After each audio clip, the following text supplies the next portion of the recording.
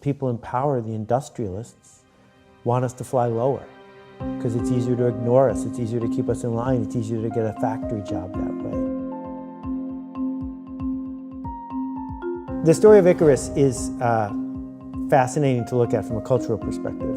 It's been around for thousands of years. We all know it. Daedalus and Icarus go to a desert island. Daedalus, the dad, makes wings out of feathers, gives them to his son, puts them on with wax, says to his son, obey your father, we're flying out of here. Don't fly too high, because if you fly too high, the wax will melt and you'll die. And we all know what happened. Icarus got uppity, he had hubris, he disobeyed his father, and he died.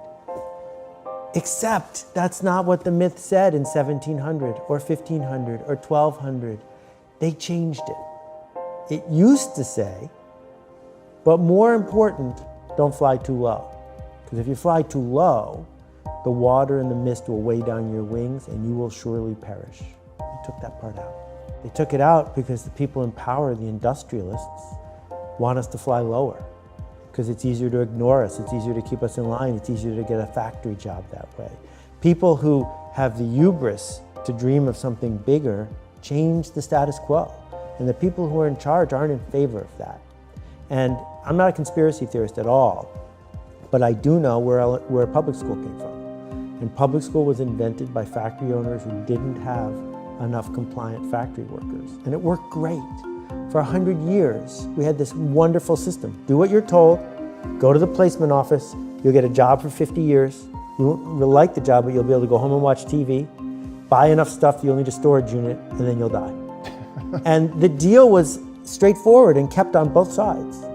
And during our lifetime, in the last 20 years, the deal's off. And the mistake, the problem, is that people are still seduced into thinking that what they're supposed to do is fit in more.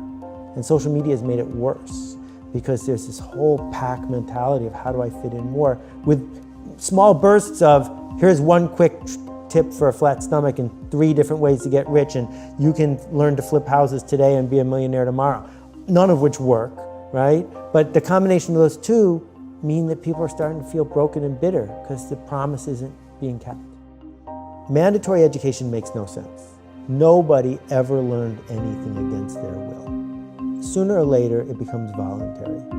You need enrollment. Not enrollment from the legal sense of you're not truant, but enrollment in the sense that you are leaning into it and want to learn it. So if we want to teach someone to be a baseball fan, here's what we don't do. We don't say, here's the baseball textbook, there'll be a test tomorrow. And if you do well, you can take another test. And if you do 10 tests in a row really well, we'll take you to a game. That's not what happens. But yet, kids memorize all these statistics and they know all this stuff because they wanted to know it. So we must begin by gaining enrollment. And there are a couple ways to do it. One way is to promise a quick win, right? Just read these 6 paragraphs and you will lose 30 pounds. And it's easy to get the masses to pay $1 for that, but it doesn't work. It's a dead end. The other way to do it is to say to people, being a Navy SEAL or being physically fit or being smart at business, these are endeavors. They take effort. If you're ready to pay the price to get the benefit, there are people who will teach you.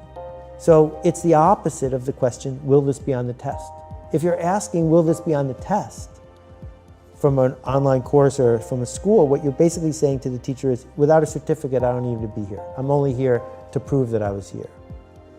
And in this post-educational institution world that we're entering, certificates are worth less and less.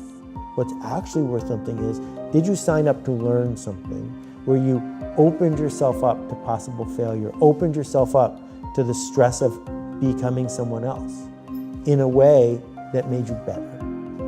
So the system wants you to feel mostly powerless because they have power, you don't. And it also wants you to feel inadequate until you buy more stuff, because that's what marketers sell us, is the idea that until you buy this, you're incomplete.